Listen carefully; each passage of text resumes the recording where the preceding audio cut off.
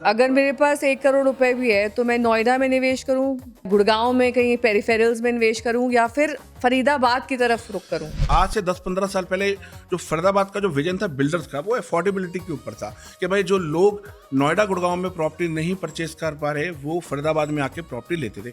आज फरीदाबाद के लोगों को भी ऐसी प्रॉपर्टी चाहिए जो गुड़गांव के कैमिलियत से मैच करें। पैसे की कमी नहीं है, उनको बढ़िया लाइफस्टाइल चाहिए। इधर के लोग भी शिफ्ट हो रहे हैं नोएडा, गुड़गांव, दिल्ली के, या फिर उधर हरियाणा साइड से आ रहे हैं। पूरे फरीदाबाद में 3000 रजिस्ट्रीज हो रही हैं, उसमें से 2000 रजिस्ट्रीज ऑलमोस्ट ग्रेटर फरीदाबाद की हो रही हैं। उसमें से 30-35% जो लोग हैं जो गुड़गांव, दिल्ली, नोएडा के सताए हुए हैं, जिनको वहां पर मनपसंद प्रॉपर्टी नहीं मिलती। नोएडा में जाते हैं तो 12,000-13,000 स्क्वायर फीट से कम कुछ भी नहीं है, बट वैसी प्रॉपर्टी फरीदाबाद में लोगे तो 7 से 8,000 स्क्वायर फीट में मिल जाएगा। फरीदाबाद तो रहने की जगह है, आप पे पैसे पड़े, आपको लेकर रहने के पर्पज से चाहिए तो फरीदाबाद अच्छा है। रेंटल यील्ड इतनी ज्यादा नहीं है एज कम्पेयर टू गुड़गांव और नोएडा। नोएडा, गुड़गांव और साथ ही अगर दिल्ली से कंपेयर करें तो ये इसके शैडो से कभी निकल पाएगा, अपनी पहचान बना पाएगा? फरीदाबाद को गुड़गांव से कंपेयर करना तो वो आप नहीं कर पाएंगे। काम तो फरीदाबाद में चल रहा है ma'am, it will take 4 to 5 years। जो लोग थोड़ा पेशेंस रख सकते हैं, जिनको अच्छी प्रॉपर्टी चाहिए, जो लोग सोचते हैं कि भाई विजन जिनका बड़ा है, जो सोचते हैं कि यार मैं 2-2.5 करोड़ की प्रॉपर्टी लेकर मैं 4-5 करोड़ की करूंगा आने वाले टाइम पे, तो फरीदाबाद में हो सकती है मैम वो चीजें।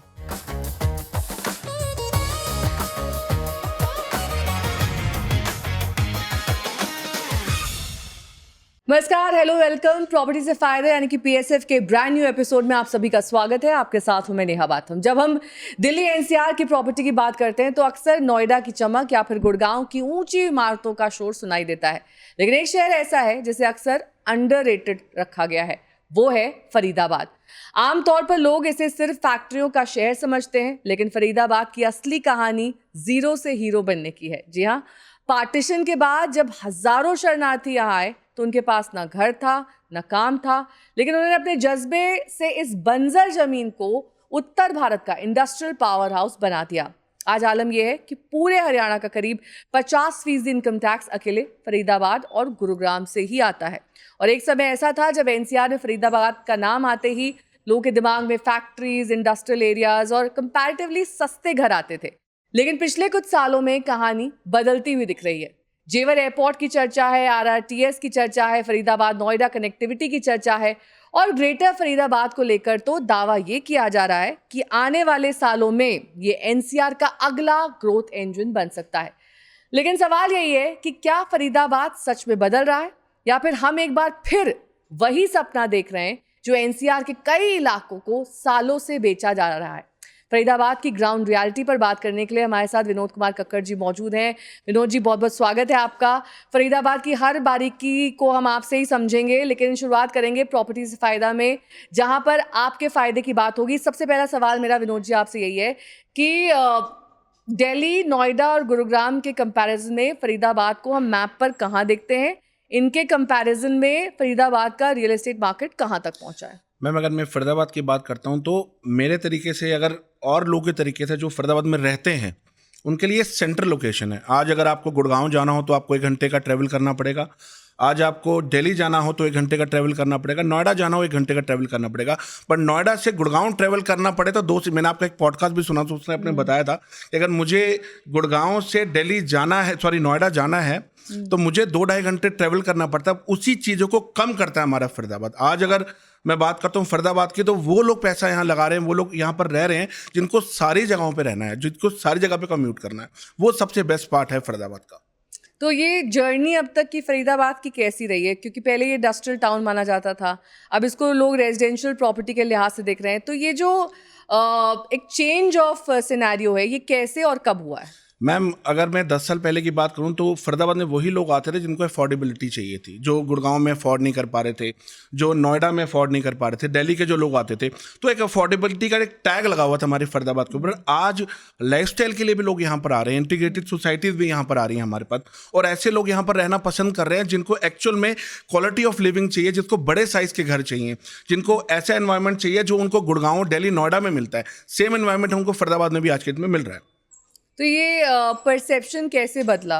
मतलब 10 साल में कैसे ये ट्रांजिशन आया, कैसे ये अफोर्डेबल से अब थोड़ा सा, पहले लोग समझते थे ना बजट मार्केट है फरीदाबाद का, अब वैसा सिनेरियो नहीं रहा है, और अगर हम फरीदाबाद में इन्वेस्ट करते हैं तो क्यों यहाँ पर निवेश करना चाहिए? मैम फरीदाबाद में आज की डेट में अगर आपको लगता है बजट के हिसाब से, तो जिनको गुड़गांव के जो लोग 4 से 5 करोड़ की प्रॉपर्टी लेने आते हैं मैम, उनको उस साइज का, उस लेआउट का, उस वैल्यू का घर नहीं मिल पाता जो हमें फरीदाबाद में उनको हम दे पा रहे हैं। तो फरीदाबाद में अगर बहुत सारे ऐसे ब्रांड्स भी हैं मैम जो बहुत अच्छा काम कर रहे हैं और सेम लुक, सेम जैसी चीज़ें हम उनको फरीदाबाद में प्रोवाइड करा पा रहे हैं, और 10 साल हो गए मैम इस चीज़ को।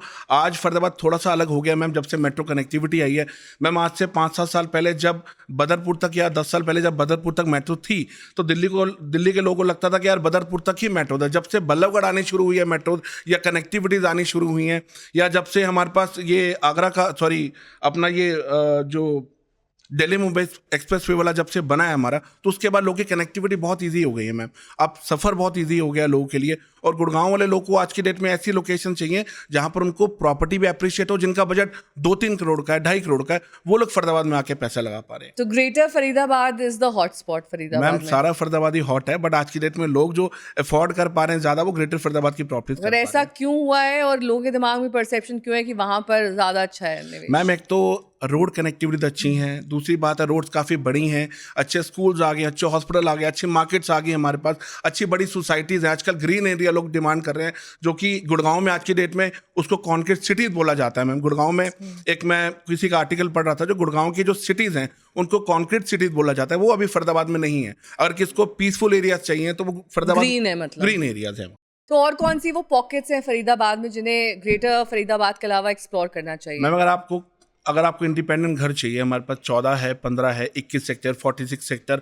अगर आप दिल्ली से थोड़ा पास चाहते हैं तो ग्रीनफील्ड एरिया बहुत अच्छा है, सूरजकुंड एरिया में आप ले सकते हैं, वहाँ पर बहुत बिल्डर फ्लोर्स बन रहे हैं आज की डेट में। अगर आपको अपार्टमेंट चाहिए, हाईरेस चाहिए, अगर आपको चाहते हैं ऐसी सोसाइटी हो जहाँ पर मेरे बच्चे अच्छे से इंजॉय कर पाएँ, जहाँ पर मुझे सारी अमिटीज मिले, क्लब मिले, उसके लोग फरीदाबाद मूव कर रहे हैं। और जितने भी बड़े बिल्डर हैं आज की डेट में, वो फरीदाबाद में ही इन्वेस्टमेंट्स के लिए प्रॉपर्टीज और प्रोजेक्ट लेके आ रहे हैं अपने। तो आपके हिसाब से अब फरीदाबाद राइज कर रहा है, अगर इन्वेस्टमेंट के लिहाज से देखें या फिर रहने के लिहाज से? तो इन्वेस्टमेंट के लिहाज से पहले बताइए कौन से वो पॉकेट्स हैं जहां निवेश करें, और रहने के लिहाज से कहां सबसे इस वक्त अप मार्केट है? हमारे फरीदाबाद में भी 2 मास्टर प्लान आ रहे हैं। 2021 का मास्टर प्लान है, 2031 का मास्टर प्लान है। 21 का मास्टर प्लान ऑलरेडी कंप्लीट हो चुका है, जिसमें सेक्टर 75 to 89 सेक्टर्स आते हैं। और आज अगर प्लॉट की बात करता हूँ, वहाँ भी प्लॉट आपको 1,75,000 से 2 लाख रुपये कम से नहीं मिलेगा कम। अगर मैं इन्वेस्टमेंट की बात करता हूँ, जिनका बजट 80-90 हज़ार रुपये गज पे पैसे लगाने, या जो 1.5-2 करोड़ पे प्लॉट पे लगाना चाहते हैं, वो 2031 के मास्टर प्लान में जा सकते हैं। 97 है, 98 है, सेक्टर 110 है, 114 सेक्टर है, पृथला के पास भी काम हो रहा है आज की डेट में।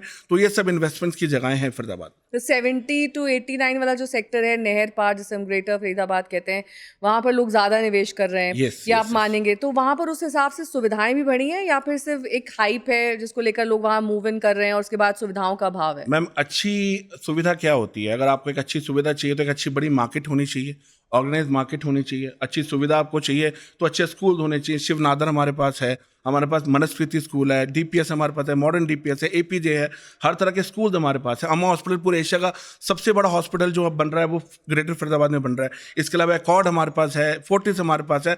तो आपको अच्छी लोकेशन पर रहना चाहिए, अच्छा आपको मार्केट चाहिए, अच्छे आपको स्कूल चाहिए, अच्छे हॉस्पिटल चाहिए, सारी चीज़ें हमारे पास वहाँ पर है। बड़ी रोड चाहिए, अच्छी कनेक्टिविटी चाहिए। चाहे मैं बात करता हूँ मंझावली पुल की, चाहे मैं एफएमजी की बात कर रहा हूँ, या मैं बात करता हूँ अपने जो बड़ोदरा का हाईवे हमारा बन रहा है, तो सारी कनेक्टिविटी आज गुड़गांव भी अगर जो बना है वो मेन कनेक्टिविटी के पीछे ही बना है। अगर ये कनेक्टिविटी हमारे फरीदाबाद में आएगी तो यहाँ भी डेफिनेटली प्रॉपर्टी राइज करेंगी।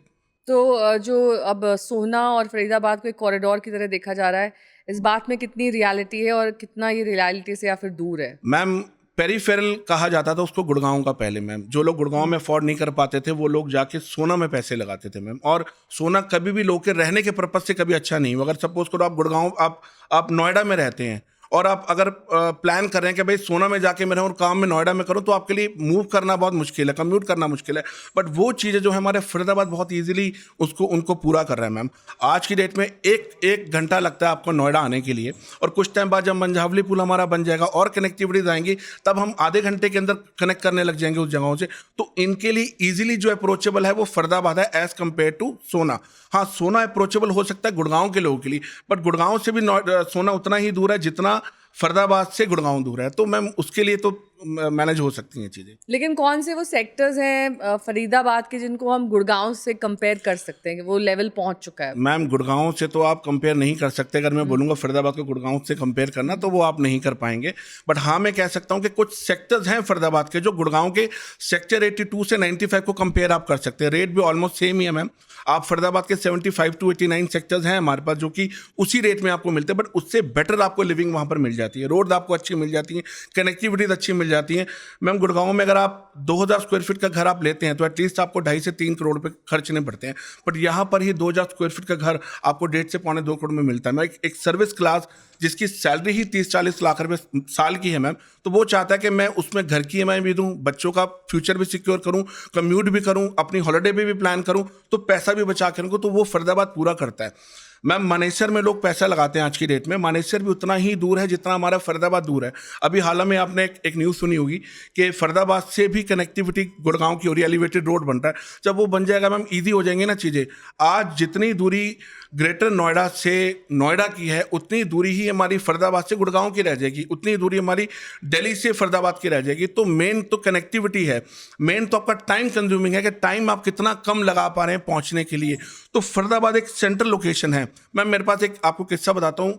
हमने 1 महीना पहले एक डील क्लोज करी, राइट। उसमें क्लाइंट हमारे पास आया कि बिन्नी भाई मुझे ना जो प्रॉपर्टी चाहिए वो फरीदाबाद में चाहिए। हालांकि उसका बजट था। कहते मेरी वाइफ जो वर्किंग है वो नोएडा में है, मेरी बेटी दिल्ली पढ़ने जाती है, मैं जॉब करता हूँ गुड़गांव में, तो उसको एक ऐसी सेंट्रल लोकेशन चाहिए जिस लोकेशन से वो चारों तरफ जा सके।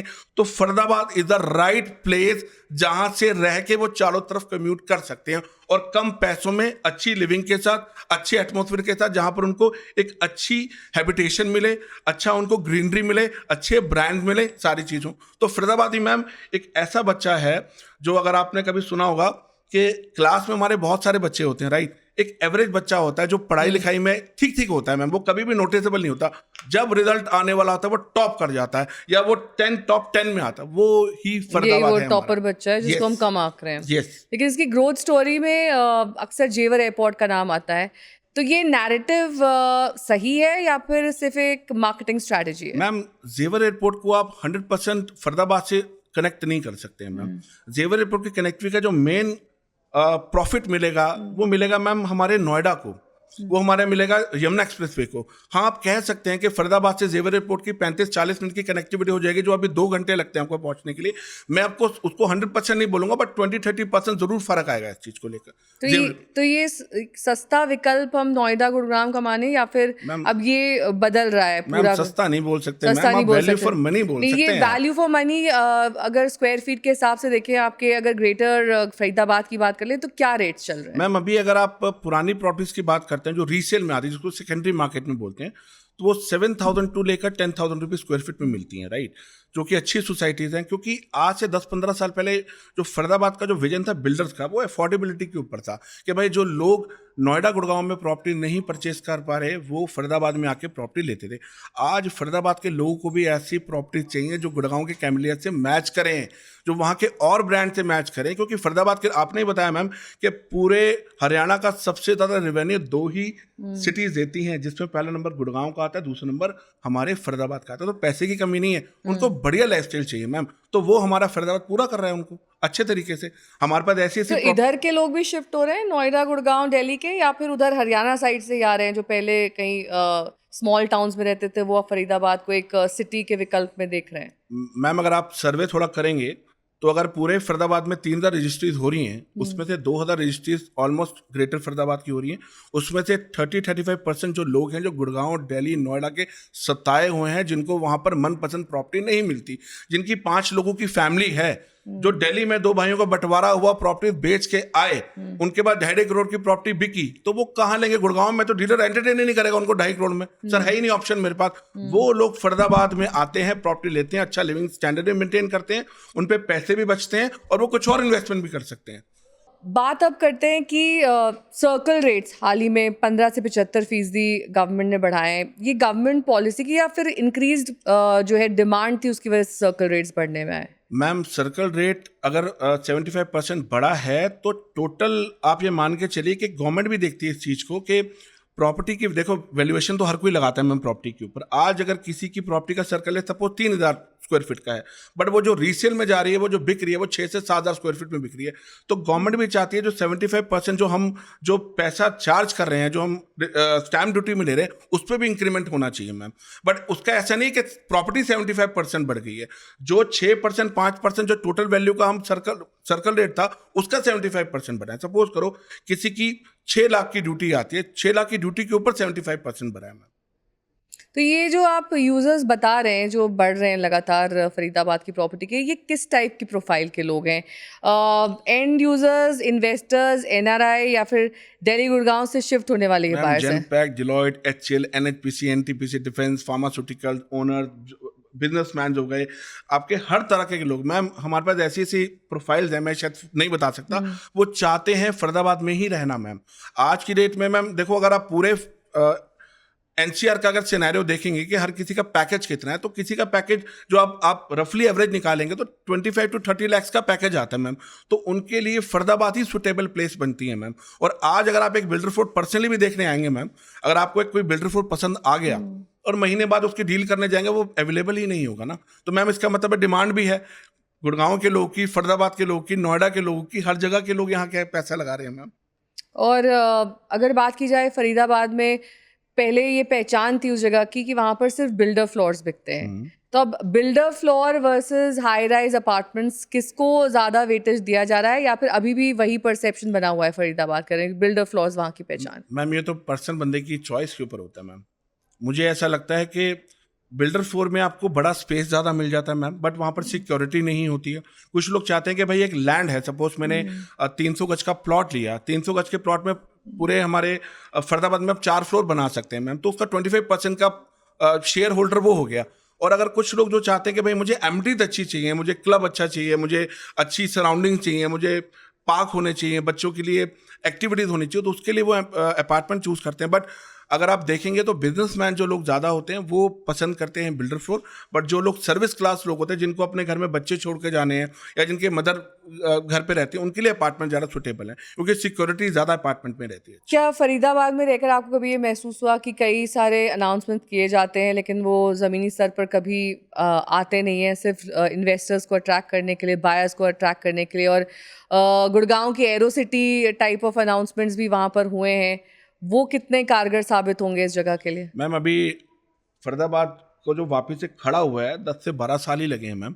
गुड़गांव को बनने में भी 20 से 25 साल लगे थे, तो टाइम तो लगेगा मैम। हम ये नहीं कह सकते कि ये ओवरनाइट चीज़ें हो जाएंगी, but it will take time.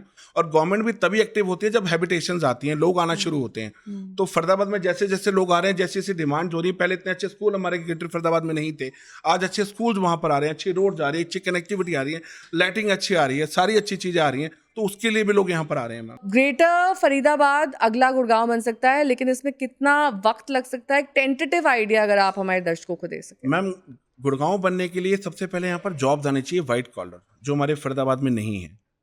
Gurgaon का रेजिडेंशियल जो हब है वो ज़रूर मूव कर सकता है हमारे ग्रेटर फरीदाबाद में, जिनको प्रॉपर्टी रहने के लिए चाहिए, जो लोग अफोर्ड नहीं कर पा रहे हैं, जिन लोगों के पास घर नहीं है वहाँ पर, जिनका पैकेज ही 1.5-2 लाख रुपए महीने का है, वो लोग ही फरीदाबाद में अफोर्ड कर पा रहे हैं, वो लोग अच्छी क्वालिटी ऑफ लिविंग चाहते हैं, तो उन्हीं के लिए ही आज की डेट में फरीदाबाद है हमारा। तो इसको हम एनसीआर मतलब अगर नोएडा, गुड़गांव और साथ ही अगर दिल्ली से कंपेयर करें, तो ये इसके शैडो से कभी निकल पाएगा, अपनी पहचान बना पाएगा और लोग ये कह पाएंगे कि हमारा next destination is Faridabad? Ma'am बिल्कुल निकल चुका है। 10 साल पहले आप इसको इंडस्ट्रियल टाउन बोलते थे मैम, और आज की डेट में शेडो से बाहर तभी आ सकता है मैम कि अगर हम उनको अच्छी क्वालिटी ऑफ लिविंग दें।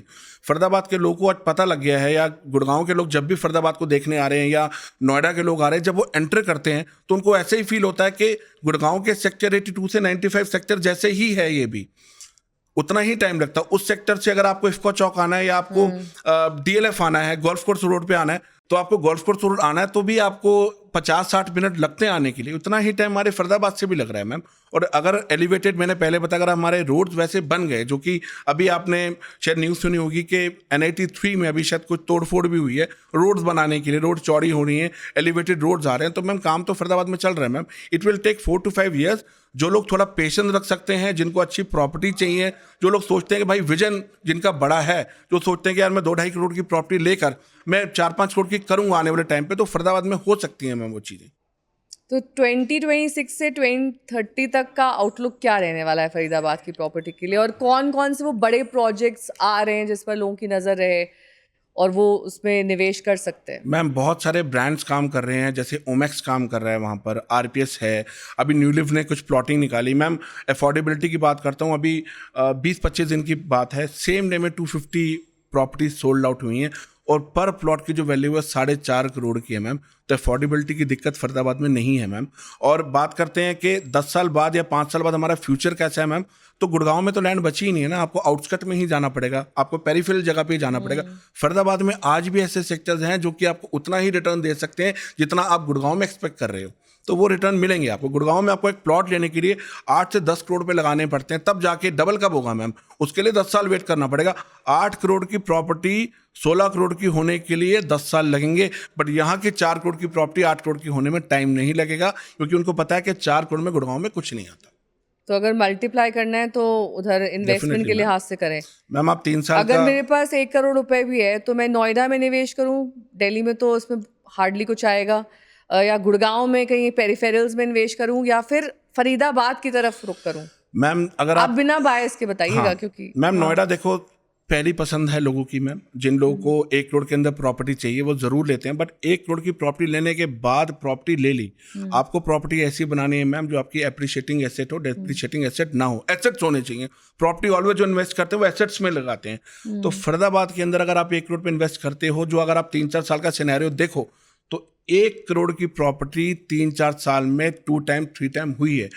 1 करोड़ रुपए में नोएडा में आपको मैम फ्लैट मिलेगा, बट 1 करोड़ में हमारे पास यहाँ प्लॉट आज की डेट में भी अवेलेबल है, अगर आप लेना चाहते हैं तो। गाजियाबाद विज़ावी फरीदाबाद करें तो कहाँ पर निवेश बेहतर है, और वहाँ के सर्कल रेट्स, प्रॉपर्टी रेट्स, इसका भी कंपैरेटिव एनालिसिस दीजिए। मैम गाजियाबाद अगर देखा जाए तो वो लास्ट पॉइंट हो जाता है मैम। अगर गाजियाबाद में अगर आप घर लेते हैं और आप गुड़गांव में जॉब करते हैं, या आप दिल्ली में जॉब करते हैं, या आप कहीं और करते हैं, तो आपको कम्यूट करना मुश्किल है। सारी बात तो मैम आने जाने की है ना, आप सिर्फ रहना नहीं। अगर आप दिन का 2 घंटे 3 घंटे ट्रैवल पे लगा रहे हैं टाइम, तो फिर गाजियाबाद में क्यों लगाएंगे? आप ऐसी लोकेशन पे रहना चाहेंगे जहाँ से मुझे आधे घंटे में 1 घंटे में हरासमेंट के बिना मैं जगह पे पहुंच सकूं। वो फरीदाबाद पूरा करता है। और बहुत सारे क्लाइंट्स आ रहे हैं मैम, उनका सबसे बड़ा दर्द यही है कि मेरे को आने जाने में टाइम लगता है, हम अपने बच्चों के साथ, फैमिली के साथ टाइम ही स्पेंड नहीं कर पाते। सुबह उठता हूँ 8 बजे, 10 बजे निकल जाता हूँ, या 10 बजे मुझे ऑफिस पहुंचना पड़ता है, रात को 9 बजे आता हूँ, बच्चे सो जाते हैं। तो ये जो फरीदाबाद है ना, ये एक ऐसी लोकेशन है जो आप अपनी फैमिली के साथ भी टाइम दे पाते हैं, अपने काम पे भी टाइम दे पाते हैं, और अच्छे से रह भी पाते हैं मैम। राइट। अगर मान लीजिए मैंने एक प्रॉपर्टी गुड़गांव में बेची है और उसका पैसा मुझे फरीदाबाद में निवेश करना है, तो क्या डबल द साइज या triple the size as compare to Gurgaon आ जाएगा उसी पैसे में? मैम 60% का फ़र्क है। आज अगर मैं फरीदाबाद की आपको एवरेज स्क्वायर फीट का रेट बताऊं, तो जो नई प्रॉपर्टीज बन रही हैं वो 10,000 से 14,000 स्क्वायर फीट पे बन रही हैं। टॉप क्लास की प्रॉपर्टीज हैं, जिसमें आप मानो कि 300 फ्लैट्स ही बना रहे हैं या 400 फ्लैट बना रहे हैं, लो डेंसिटी प्रोजेक्ट बन रहे हैं। वहीं पर गुड़गांव जाओगे 4-4, 5-5, 10-10 एकड़ में 11-1100 फ्लैट्स आ रहे हैं मैम। आपको क्वालिटी ऑफ लिविंग भी तो चाहिए, कॉन्क्रीट जंगल थोड़ी ना बनाना है मैम। आप लोग इतना पैसा कमाने के बाद, जो लोग इतना पैसा कमाने के बाद ऐसी लोकेशन पे रहना चाहते हैं जहाँ पर उनको पीस मिले, जहाँ पर बच्चों के साथ वो खेल सकें, जहाँ पर वो स्विमिंग कर सकें, क्लब में जा सकें, जो लोग आए घर पे उनके साथ अच्छे से एंजॉय कर सकें, उनको सोसाइटी अपने दिखा सकें। तो वो फरीदाबाद में पूरा हो रहा है मैम। सिर्फ कॉन्क्रीट जंगल नहीं दिखाने हैं, उसको ये भी दिखाना है कि नेचर क्या होता है। और जैसे आपको मैम हालत आज पता ही है मैम, हमारे फरीदाबाद में या पूरा एनसीआर में हर 3 महीने की एनजीटी लगती हैं, पॉल्यूशन आता है। उसके लिए तो आपको ऐसी जगह चाहिए ना मैम जो नेचर के पास हो, वो फरीदाबाद में पूरी हो रही है मैम। प्राइड सोसाइटी बहुत अच्छी हम बना रहे हैं, अच्छी लोकेशंस हैं, अच्छा आज इंटीग्रेटेड सोसाइटीज पे काम हो रहा है, लोग आ रहे हैं उस चीज़ के लिए। और गुड़गांव, दिल्ली, नोएडा के लोग ही आके पैसा लगा रहे हैं मैम। तो मतलब उनको कॉन्क्रीट जंगल से निकल के ऐसी लोकेशन पे जाना है जहाँ पर फैमिली के साथ रह के क्वालिटी टाइम स्पेंड कर सके, जहाँ पर उनके घर में अगर कोई सीनियर सिटीजन है वो वॉक पे जा सके, मेडिटेशन कर सके, योगा कर सके, तो वो 10 चीज़ें और कर सके। उसके लिए Faridabad is the best option ma'am. तो ग्रेटर फरीदाबाद को हम नेक्स्ट गुड़गांव माने, ये मिथ है या रियलिटी है, या फिर ये ओवर सेलिंग है, इसको थोड़ा टाइम देना चाहिए? मैम उसके लिए तो फिर यहाँ पर व्हाइट कॉलर जॉब होनी चाहिए, एमएनसीज आनी चाहिए। वो अभी मैं नहीं कह सकता आपको, क्योंकि अभी वो वैसे इंफ्रास्ट्रक्चर हमारे पास नहीं है। बट रेजिडेंशियल की बात करता हूँ मैम, तो यस, आप लोग रहने के पर्पज से फरीदाबाद को डेफिनेटली चूज कर सकते हैं। और अगर आपके जो व्यूअर्स भी अगर देख रहे हैं, अगर वो फरीदाबाद की प्रॉपर्टी में इन्वेस्ट करना चाहते हैं और लगता है उनको कि यार क्वालिटी लिविंग चाहिए, तो आप 2 साल 2 महीने 3 महीने जरूर रेंट पे यहाँ पर रह के देखो, आपको पता लगेगा कि वाई फरीदाबाद बेस्ट है रहने के लिए। चलिए अब कुछ व्यूअर्स के सवाल ले लेते हैं। दिल्ली से बरीश तिवारी का सवाल है, मेरा बजट बहुत कम है, फरीदाबाद में घर खरीदने के लिए मेरे पास कम से कम कितने पैसे होने चाहिए, मिनिमम इन्वेस्टमेंट? अगर आपको कोई बिल्डर फ्लोर 2 BHK चाहिए है तो मिनिमम आपको सेकेंडरी मार्केट में 60 to 70 लाख होना चाहिए। अगर आप किसी फ्रेश में जाते हो तो मिनिमम 1 CR का बजट आपका होना चाहिए। और मनोज कुमार पूछ रहे हैं कि फरीदाबाद रेंटल इनकम के लिए बेहतर है या फिर लॉन्ग टर्म इन्वेस्टमेंट के लिए? लॉन्ग टर्म इन्वेस्टमेंट के लिए।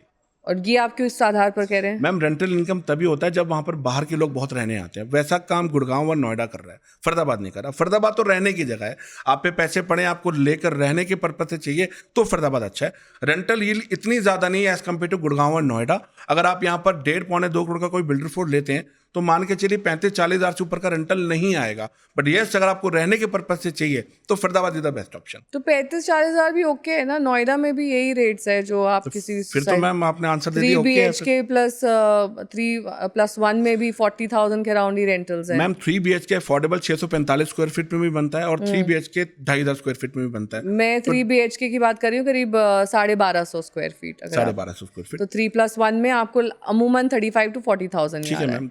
This is the same as Faridabad. तो वहाँ क्यों लगाएं और यहाँ क्यों ना लगाएं? मैम यहाँ पर आप जो प्रॉपर्टी ले रहे हो मैम वो अप्रिशिएट भी करेंगे मैम। आज की डेट में आप नोएडा में जाते हैं तो 12,000-13,000 स्क्वायर फीट से कम कुछ भी नहीं है। बट वैसी प्रॉपर्टी फरीदाबाद में लोगे तो 7 से 8,000 स्क्वायर फीट में मिल जाती है। एक माइंडसेट हो जाता है। गुड़गांव में जो लोग 12-14,000 स्क्वायर फीट का नॉर्मल प्राइस सुनते हुए आ रहे हैं, यहाँ पर उसी प्राइस में आपको लग्जरी मिल जाए ma'am, why not to invest in Faridabad then. एक और सवाल है, ग्रेटर नोएडा से ईशा पूछ रही हैं, अगर आप किसी का बजट अगर 50 लाख से 1 करोड़ का है तो उसे फरीदाबाद के डेवलप्ड सेक्टर में बिल्डर फ्लोर देखना चाहिए या फिर सोहना में प्लॉट देखना चाहिए? प्लॉट हमेशा एक बेस्ट ऑप्शन है आपकी रिक्वायरमेंट के हिसाब से। अगर आप इन्वेस्टमेंट के पर्पज से देख रहे हैं तो प्लॉट कभी भी मैच नहीं कर पाएगा फ्लोर को। अगर आप रहने के पर्पज से देख रहे हैं, आपकी नीड है तो आप बिल्डर फ्लोर पे जाओ। अगर आपकी नीड सिर्फ इन्वेस्टमेंट करने की है तो आप सोना में प्लॉट के लिए जाओ। बट जिस प्राइस में सोना में आपको प्लॉट मिल रहा है उस प्राइस में मैं आपको फरीदाबाद में ही प्लॉट दे दूंगा और उससे ज़्यादा एप्रिसिएशन के साथ। तो मतलब सोना छोड़ दें और सिर्फ जो है फरीदाबाद के बारे में सोचें? मैम जो लोग ना सिर्फ इन्वेस्टमेंट का पर्पस देखते हैं, वो ये नहीं देखते कि कल को मुझे रहना हो तो मैं आ सकता हूँ। अगर आप नोएडा जॉब करते हैं तो सोना कैसे रहने आएंगे मैम? फरीदाबाद आ सकते हैं नोएडा से जॉब करके। ये आप बेसिकली ज़्यादातर जो आज का डिस्कशन था वो कनेक्टिविटी सेंट्रिक था। और आपका ये कहना था कि इन्वेस्टमेंट के लिहाज से नहीं बल्कि रहने के लिहाज से देखना चाहिए। और अब वो परसेप्शन भी जा रहा है कि वो इंडस्ट्रियल एरिया नहीं है, वो रेजिडेंशियल एरिया धीरे धीरे बनता जा रहा है। और नेक्स्ट आउटलुक आपका ये था कि गुड़गांव, क्योंकि वहाँ पर पूरा इंडस्ट्रियल कॉर्पोरेट हब है एक तरीके से, वो कॉर्पोरेट हब बनने में भी समय लग सकता है। तो आपके कुछ एक्सपर्ट टिप्स, कुछ एडवाइजेस हम चाहेंगे हमारे दर्शकों के लिए, और क्या क्या बातें ध्यान में रखनी चाहिए अगर आपको रहना है फरीदाबाद में, और कौन सी वो बातें हैं जो बिल्कुल इग्नोर नहीं करनी चाहिए? देखो, कभी भी आप प्रॉपर्टी वहाँ ले रहे हो तो कोशिश करो कि रेरा प्रूफ प्रॉपर्टीज में ही जाएं हम। और ये डिपेंड करता है कि आप जो प्रॉपर्टी ले रहे हो वो स्कूल, हॉस्पिटल और मेन कनेक्टिविटी से कितना दूर है, कितना पास है। प्लस आप जिस भी बिल्डर्स की प्रॉपर्टी लेते हैं आप उसके सारे डॉक्यूमेंटेशन ज़रूर चेक करें, क्योंकि आज की डेट में प्रॉपर्टीज़ ऐसी भी हैं जो आपको रीसेल में प्रॉपर्टीज़ कम मिल जाएंगी, फ्रेश में भले वो महंगी हो। तो एक बार उसका रीसेल प्राइस भी चेक करें, क्योंकि बिल्डर जो है वो फेसेस में भी प्रॉपर्टी अपनी लॉन्च करता है। फेस 1 का शायद ऐसा भी हो सकता है कि 8,000 स्क्वायर फीट का रेट हो और नए फेस का जो रेट हो वो 12,000 स्क्वायर फीट, तो फेस 1 की प्रॉपर्टी आपको सस्ती मिल सकती है। तो एक बार कनेक्ट कर सकते हैं आप हमसे भी, अगर आप चाहते हैं अच्छी सर्विस लेना या अच्छी प्रॉपर्टी लेना, तो बिन्नी कक्कड़ एसोसिएट्स को आप कांटेक्ट कर सकते हैं।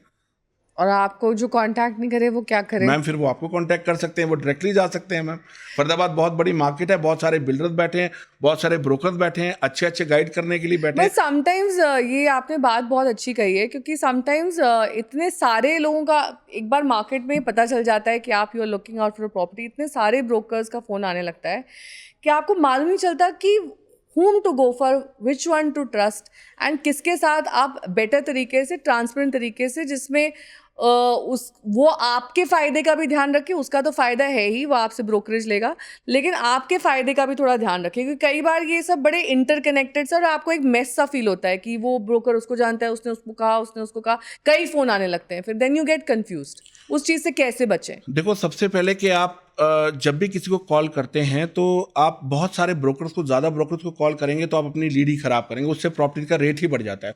सेकेंडरी मार्केट में अगर कोई प्लॉट आपको पसंद आया तो वो सेम ही प्लॉट है, वो कहीं और भी उसी रेट पे मिलेगा, बट जब आप 4-5 जगह क्वेरी जनरेट करते हैं तो प्रॉपर्टी के रेट ऑटोमेटिकली बढ़ जाते हैं। तो आप 1-2 अच्छे ब्रोकर का सर्वे करिए, उनका इंस्टाग्राम चेक करिए, उनकी प्रोफाइल चेक करिए, वो किस तरीके का काम पिछले 5-7 साल में करते हुए हैं, उनका फीडबैक चेक करिए, उसके बाद ब्रोकर के पास जाइए और पहले नॉलेज लीजिए। आपको देखो प्रॉपर्टी लेनी है, गाड़ी तो ले नहीं रहे, आपको एटलीस्ट 1 महीने की वर्किंग करनी पड़ेगी। 1 महीना वर्किंग करिए, उसके बाद चूज करिए किससे प्रॉपर्टी लेनी है आपको, और उसके बाद इंस्टाग्राम, यूट्यूब पे बहुत सारे बंदे हैं जो अच्छी नॉलेज आपको देते हैं, उनसे नॉलेज लीजिए, फिर प्रॉपर्टी परचेज करिए। हमारा पीएसएफ का पॉडकास्ट देखिए, नॉलेज बढ़ेगी अलग अलग क्षेत्रों हाँ, में। मैम का पॉडकास्ट देखिए। और दिल्ली, एनसीआर, फरीदाबाद, अब साथ ही हमने गाजियाबाद सब कुछ शामिल कर लिया है।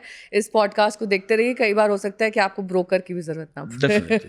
बहुत बहुत शुक्रिया हमारे साथ इस चर्चा में शामिल होने के लिए। रियल एस्टेट की बात हम आज कर रहे थे, और खासतौर पर फरीदाबाद की, क्योंकि सबसे बड़ा निवेश सिर्फ पैसे का नहीं होता है, एक भरोसे का निवेश होता है। अगर आप इस शहर में अपना घर ढूंढ रहे हैं तो हाइप के पीछे मत भागिए, उस जमीन और उस भरोसे को देखिए जिस पर ये शहर टिका हुआ है। फरीदाबाद आज एक ट्रांजिशन के दौर में है और ये तय कर रहा है कि क्या वह सिर्फ एक इंडस्ट्रियल हब बनकर रहेगा या एनसीआर की अगली प्रीमियम लाइफस्टाइल डेस्टिनेशन बन जाएगा। अगर आपके मन में भी जुड़ा कोई सवाल है प्रॉपर्टी से जुड़ा हुआ और इलाके को लेकर कोई आपकी क्वेरी है तो आप कमेंट बॉक्स में लिखिए, हम कोशिश करेंगे कि आपके उन सवालों के जवाब ढूंढ कर लाएं। देखते रहिए प्रॉपर्टी से फायदा पीएसएफ, क्योंकि यहाँ होती है आपके फायदे की बात। धन्यवाद, नमस्कार, और ज़्यादा से ज़्यादा संख्या में हमको लाइक, सब्सक्राइब और शेयर करिए।